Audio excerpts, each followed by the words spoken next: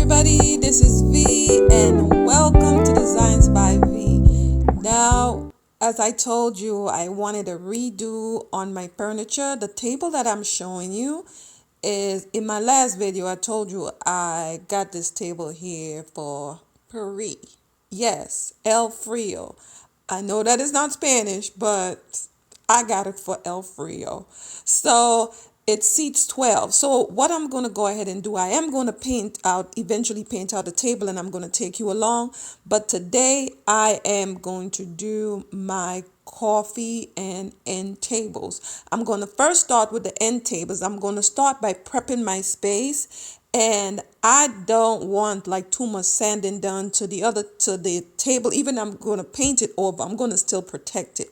So this is the piece here. This is my end table that I want to do like a different look on. I've had the Tuscan look. I've had the dark furniture for many years, and I want to give it a redo. It's very strong furniture. I had it for over 10 years. So I am tired with the dark look, so now I'm going to do something a little bit different, but I'm trying out stuff.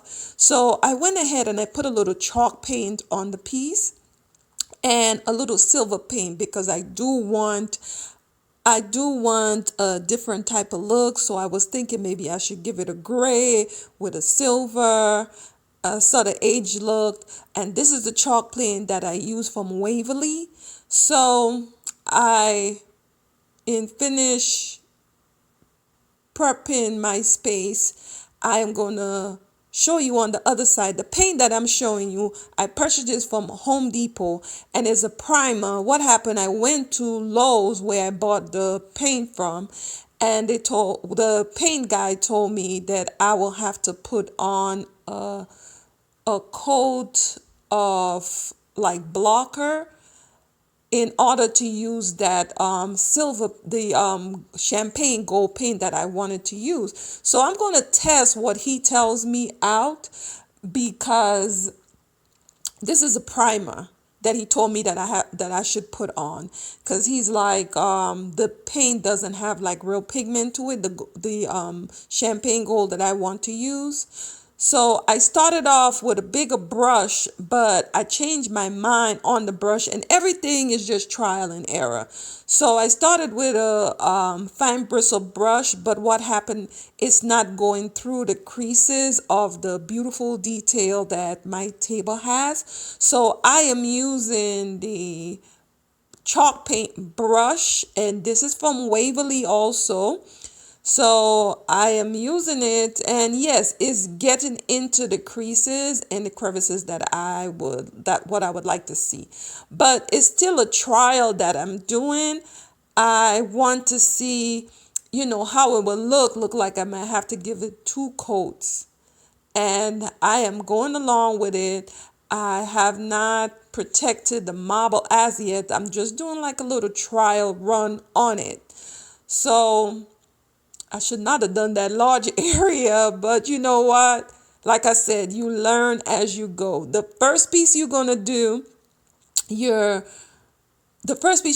do will be your trial. Once you get it down packed, you're going to be, you're going to be a pro at it, because you have to just learn on the job. So I'm messing up that you don't have to. So this is the primer. I'm putting the primer on the legs. And you're going to see why I'm saying that I should not have this large surface of it. But it will all work out once I explain to you what happened. So I want to make sure that I give it a really good coverage, and I'm going over the area because it's looking kind of streaky to me, but I am still listening to the paint expert. So now I am going to let it dry. I'm going to put my brush in a Ziploc bag. What that does is keep your brush protected and dry. so that you could come right back and use it again and again. So I'm gonna let that dry. I'm gonna get my handy dandy fan. Yes, my busted fan actually was a new fan.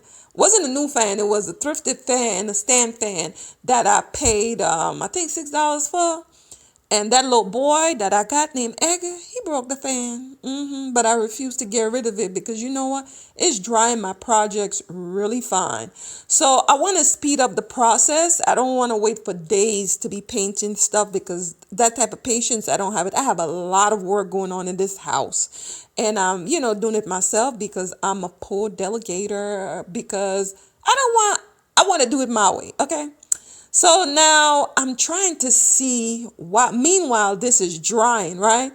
And my impatience is working. I'm like, I already have a piece of furniture that color. Let me put the two paints that I already have that I'm trying to put on my piece. So I'm going to try the silver paint, the silver metallic paint, and I have the champagne metallic.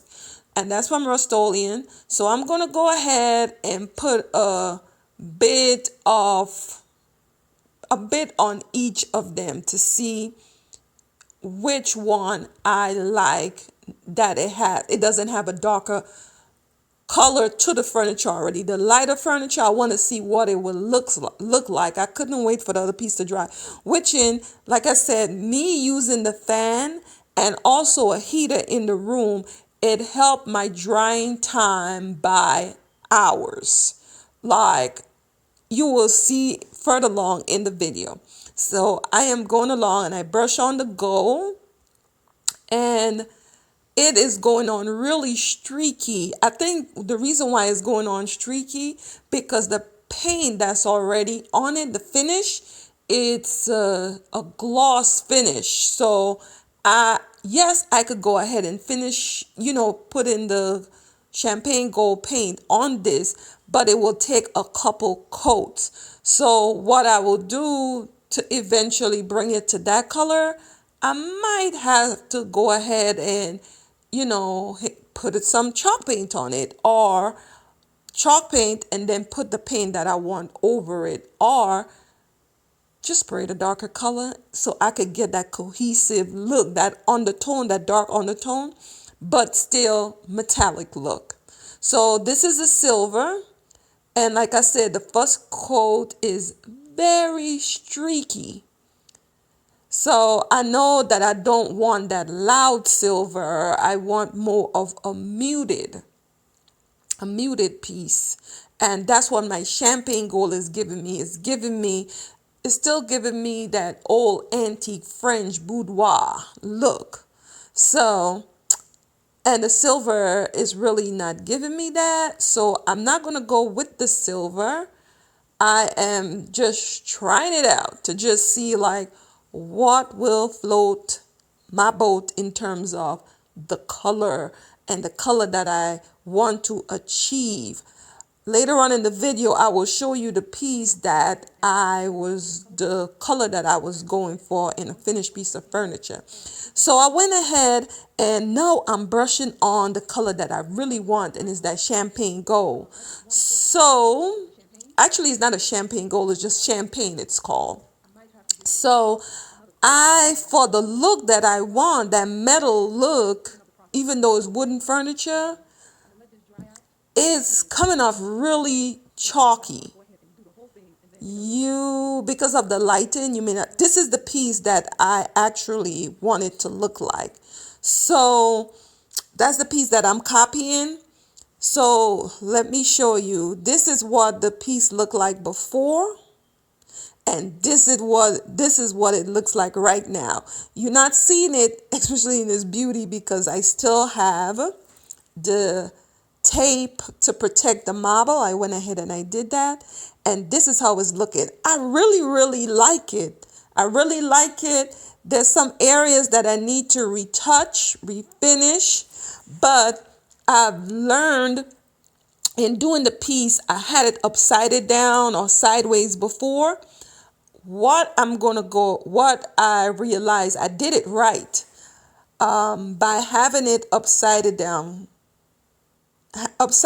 gave me a chance to get into areas that I would normally get into. So what I did now, putting it down on the legs before it was laying on the back. No, it's laying on the legs. I could see areas that I could retouch. And how I'm doing it now, putting the once I was painting it, I was going every which way, like back and forth, back and forth. But now to finish it off, I am doing strokes that is in the same direction to have it to have a really smooth, cohesive look.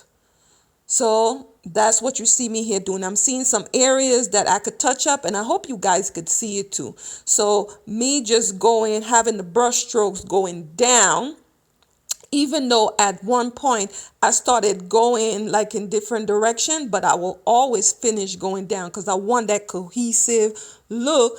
I want it to look like a professional piece, like the day I picked it out of the showroom and decided that that's what I like. So I want, if anyone see it, it looks very professional. And the reason why the paper and all of that is around is that's how I protected the marble. I remove some of the screws and push it in the corner. And you see there's areas there that I could see now that I put it down on the legs, that there's areas that I could fix. You're going to see me going back and forth with the paintbrush like this angle, up back and forth. But when I have to finish it, I come down in a one stroke direction to make it look very cohesive. And even in the area like inside right here right now, you're looking in the corner, it look a little darker. I'm going to get a painter's brush to go ahead and do this. This is my fan again, and the piece is still drying. Actually, I let it sit for like 30 minutes, and it is really dry to the touch. And I'm also using a heater to hurry up the process because inside of the house is kind of cool. So me having it in one room and having the fan and the heater on it, going to bring it to dry. So guys, this was the look I was going for. What do you think?